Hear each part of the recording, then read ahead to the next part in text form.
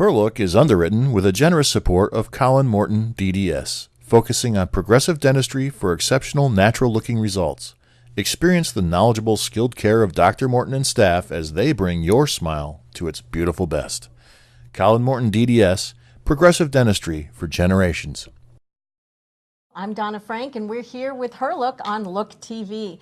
I am with a very special friend who happens to be an award-winning Broadway performer, singer, actress, writer, host, comedy genius. Oh, for what God's else can sakes. I say? Nancy Timpanaro-Hogan is here with me today. Nancy? Dona Frank-Federico, how are you, baby? I am good. Oh, good. I'm so glad to be with you. I could not be happier You're sitting so here with sweet. you, because you're fabulous. Well, thank you. Yes, I am. But I'm sure everybody wants to know, everybody wants to know about Nancy, and so I'm here to let them know about Nancy, Nancy Timpanaro and Nancy Timpanaro-Hogan. There you go. And even though I know you spent over 25 years in New York City doing all kinds of fabulous things, which we'll get to later, your life really started right here in Mechanicville, New York, and your parents owned a restaurant that I've heard so much about called Joyce's Log Cabin. Tell us about that.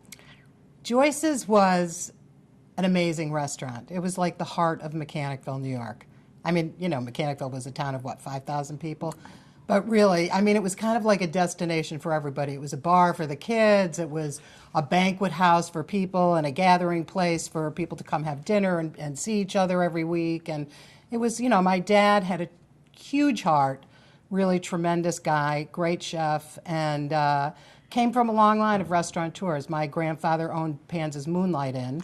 My cousins owned Pan's on the Lake. So, you know, yeah. So it was, but it was just, I think, an extraordinarily special kind of like before time, like kind of Cheers. You know what I mean? Yeah. A place where everybody came in, everybody knew who they were, and, you know, it was lovely. And people are still talking about it and today. People are still talking about it. It's very nostalgic, yeah, and it's not there anymore. The building was, and it was a historic, you know, landmark kind of place, but big old log cabin, over 120 years old, you know, but just beyond the point of repairs after my dad died and stuff, so they kind of, you know, leveled it, which was really sad. And when did you leave the restaurant and Mechanicville? I mean, what inspired you to be a performer?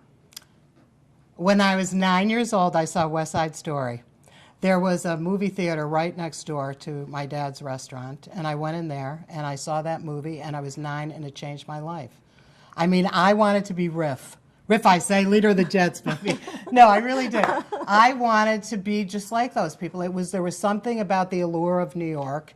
And then shortly after that, my dad, we went down there and we went to Little Italy, and I, you know, announced to my parents that I was going to move to New York City. And that idea never left me. It was always a constant. And, you know, when I was growing up, it was a natural thing. I just wanted to do shows. So I would produce, direct, and star in shows with all the neighborhood kids. Oh, my and goodness. You know, in our garage. I didn't even know that. And I had costumes from, you know, all my dance recitals and stuff, and I would get them all dressed up, and we'd do these shows.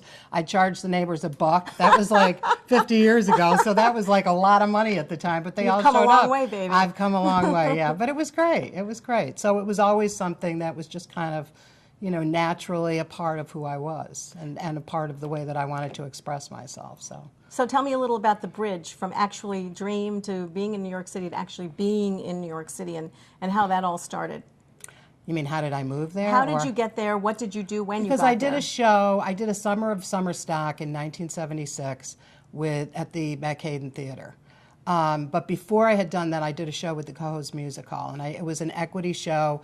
I met a lot of Actors Equity, which is a professional actors union. I had done community theater and stuff like that, and then this was my first professional experience. I got my equity card. I met a bunch of people from the city, and they said, you know, why don't you, you know, are you seriously contemplating this? And after the summer that I did, I was supposed to move to New York with 5 people, and they all bagged. And so this was an opportunity for me to slide right into the city with some people that I had just met and move into a place. And so I decided to go for it. It was terrifying. I mean, I don't know, how does anybody ever do that? You know, I was 21 years old. That summer I was doing summer stock with Nathan Lane, Joe Lane. Oh, yeah. And we ended up moving in together. He was living in Rutherford, New Jersey with his mean bipolar manic depressive mother. The Nathan Lane? The Nathan Lane, yes. And so we lived together for 3 years. Wow. And yeah, that's kind of how it started. But it was terrifying. You know, I mean, the third day I was in New York, I went to see Romeo and Juliet on Broadway with Pamela Peyton Wright, and I walked out afterwards, and there was a guy on the sidewalk with his brains splattered all over. I mean, it was that welcome. It was a huge welcome to New York. Like a wake-up call. It was really a wake-up call for somebody that was as what do I want? You know, coming from a small town and kind of isolated in the sense Right. of not, you know, cushioned from the world and then going into the city. But you know, it didn't kind of detour me. That's a little more graphic than you probably wanted, but that's true. That's okay. You know, you're a strong woman, and so you can handle it. Yeah. And what about, speaking of strong, what was it different as a woman, 21 years old in New York City, trying to, you know, find mentors and it was terrifying. Yeah. You know, it was terrifying. I didn't know anybody. I lived in a 5th floor walk-up by myself on 51st and 9th in Hell's Kitchen. You know, I had never really. And when I went there, I didn't really, I mean, I knew I was pursuing a dream, but what the dream that you have in your head and the actuality of what the dream is, you know, in New York, that was the summer of Son of Sam. I don't know if anybody remembers it, but there was a guy going around New York, you know, and so it was terrifying, you know, but I also knew that somehow this was going to be the place that kind of motivated me and a place where I was really going to discover who I was, and I did. You know? Yes, you did, in a big way. In a big way, I know that there, you know, we could read, if I read all of your credits, I would be here all day, you know, winning numerous awards for all the things that you did and writing. But one thing I know you did was open for Joan Rivers many times. I did. So tell us about that. Oh my God, she was great.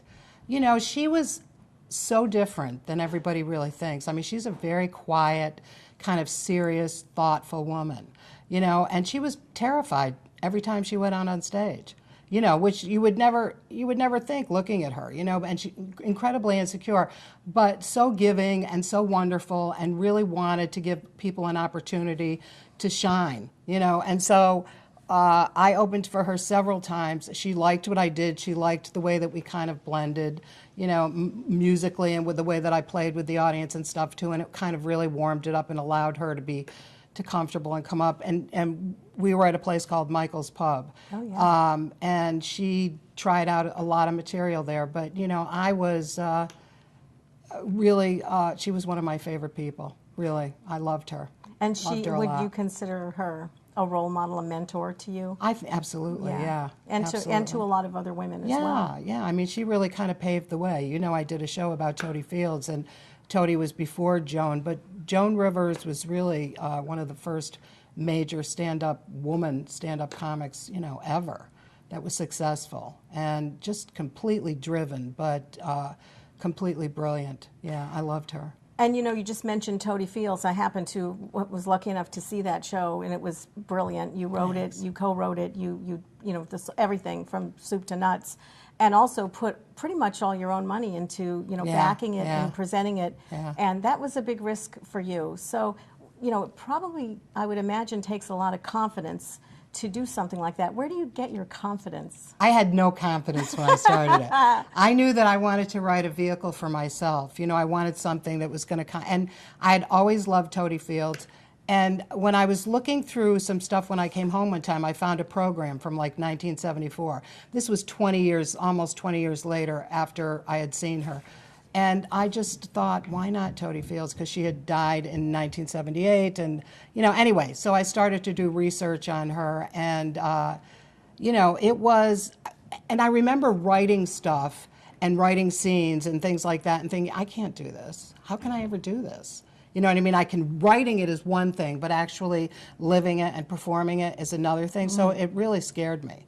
But that was the thing that was most compelling about it, was that I knew that it was really tied. There's no way to separate who you are personally from who you are professionally, you know? So I knew that on a personal level, this really scared me, but I knew professionally that this was really going to help me. And that if I could bridge that gap and really kind of work towards this thing, and that it would be, you know, beneficial on all those levels. And it was. Oh, yeah, it congratulations, was. because Thanks. I know you won several awards I for did, that, and yeah. it's a great show. I was really proud of the show. I think I saw it 3 times. That's how Yeah, much it I went liked through a lot of different, I mean, I did it over the course of 20 years in many different venues. I did it off-Broadway at the American Jewish Theater, and then I did it in regional theaters and performing arts centers all across the country, and Atlantic City at the Comedy Stop at the Trop, and just, you know, it was a great experience, it really was. And condos in Florida, Of you know, course. and I mean the whole realm of things. Jewish but condos in Jewish Florida. condos in Florida. Toady Yeah, Fields, God bless they you. loved it. Yeah, and I they loved did. her. And she was, I know, a role model to you as well. You could really see that in the show. Oh, she was funny. You know, She was funny. She had a hard life. She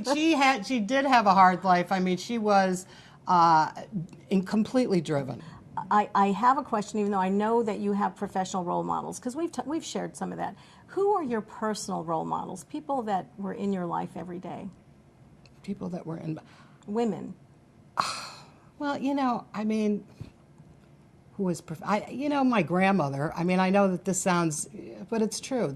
She lived to be 99, and she was a remarkable woman, you know. She taught me a lot about self-confidence and about not being afraid to be myself, and because that was the one thing that I mean, it sounds very cliched, but it's true. You know, it's like she would say, nurture you, Nancy, because that's your gift to the world, you know. And so I never forgot that, you know. And my mother and my aunt, and, you know, professionally, Joan was certainly one of the people that I admired the most, you know. She constantly would just, you know, pick herself up and continue to move forward. So, you know, people like that. And my mother, too. And my mom, you know, we talked about this a little. My mom had Alzheimer's for 11 years. And, you know, I was fortunate enough to be up here at that time to really walk her through that, you know, process. And, you know, people would say to me all the time, well, you know, that's not your mother. And I'd be like, well, then who the hell is it? You know, she's there. You know, she was always there.